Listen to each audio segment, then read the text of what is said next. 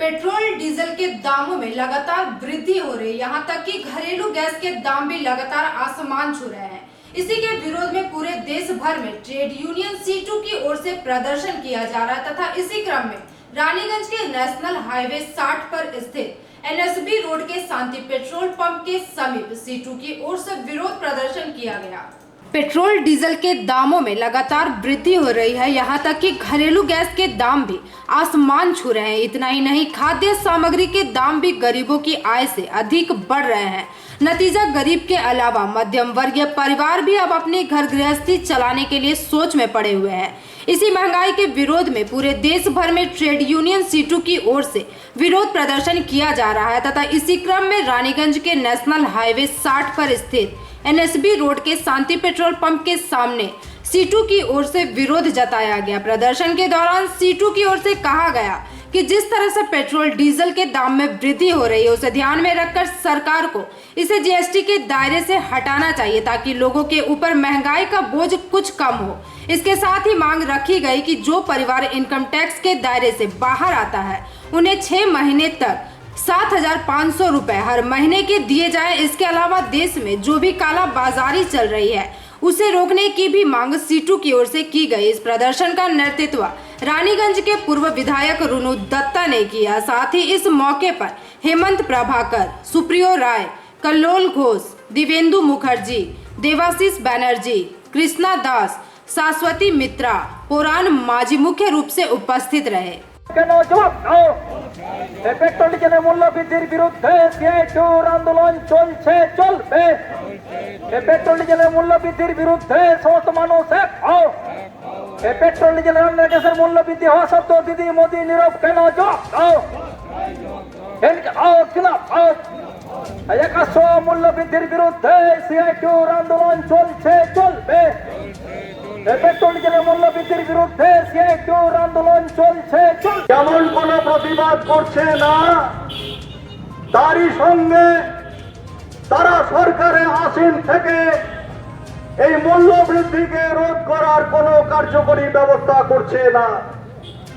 একটা সময় জানেন মোদী সরকার তারা বলেছিল যে দেশে এক কর ব্যবস্থা থাকবে, এক দেশ এক কর ব্যবস্থা। আগে যা ছিল অনেক ধরনের কর ব্যবস্থা, সেই কর ব্যবস্থাকে বাতিল করে দিয়ে এক দেশে এক কর ব্যবস্থা থাকবে।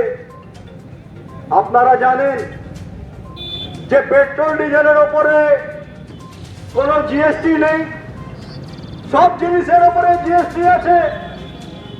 মাত্র অতিরিক্ত GSTর ফলে মানুষ যেমন ক্ষতিগ্রস্ত হচ্ছে, এমনকি জীবনদায়ী ওষুধ, করোনা মোকাবিলার সরঞ্জাম, অক্সিজেনের সিলিন্ডার, তার উপরেও GST আছে।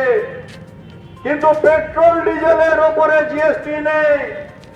কেননা পেট্রোল ডিজেলের উপরে যদি GST লাগু করতে হয় তাহলে পেট্রোল ডিজেলের দাম আকাশ ছোঁয়া হবে না।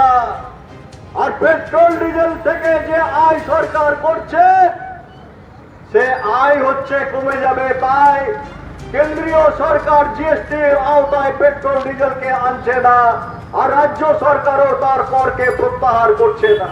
रानीगंज कोऑर्डिनेशन कमेटी की तरफ से लाल सलाम संग्रामी अभिनंदन पेश करता हूं। किसी ने कहा था कि अन्याय अगर बढ़े, अत्याचार अगर समाज में, देश में बढ़े और राजा तानाशाह और भयंकर अत्याचारी हो उठे तो प्रतिवाद ही उसका एकमात्र रास्ता होता है। आज पूरे देश एवं मुल्क में केंद्र की जो सरकार चल रही है मोदी के नेतृत्व में, जो सरकार भाजपा की नहीं दो व्यक्तियों की पार्टी है, वो मोदी और अमित शाह की पार्टी है, मोदी और अमित शाह की सरकार है। पार्लियामेंट्री डेमोक्रेसी में, संसदीय लोकतंत्र में सरकार जनता की होती है, लेकिन ये सरकार अदानी अंबानी और मोदी अमित शाह की सरकार के रूप में सिमट के रह गई है। महंगाई की मार हर दिन देश की जनता झेल रही है। हम लोग गांव में बोलते हैं, बंगला में सुनते थे कि एक ही मां मनुष्य तारू को धुना और गंदो। आज एक तरफ पूरा देश में भयंकर तरीके से महामारी कोरोना का संक्रमण बढ़ रहा है।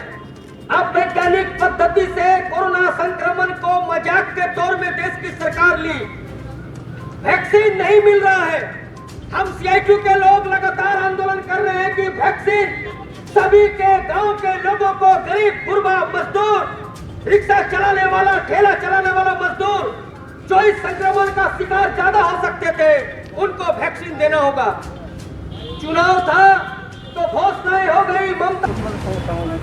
CIT centre of Indian trade union पूरे राज्य के पैमाने पर पेट्रोल डीजल का कीमतों में जो बढ़ोतरी लगातार चुनाव के बाद प्राय 21 से 23 बार पेट्रोल डीजल का दाम बढ़ा है एवं इस पेट्रोल डीजल का दाम बढ़ने से महंगाई आसमान को छू रही है। इस बढ़ती महंगाई के खिलाफ, मोदी सरकार की इस रवैये के खिलाफ आज हम लोग प्रतिवाद सभा किए थे। हमारी मांग है पेट्रोल डीजल का कीमतों को मत बढ़ाइए, उसको कमाइए, महंगाई पर सरकार नियंत्रण करे, राशन में 10 किलो करके अनाज लोगों को दे।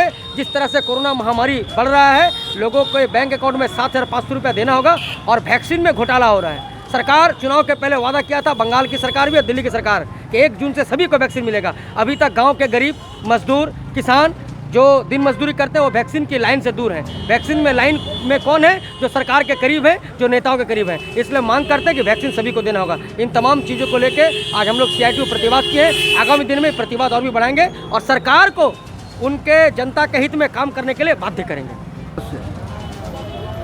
सीआईटी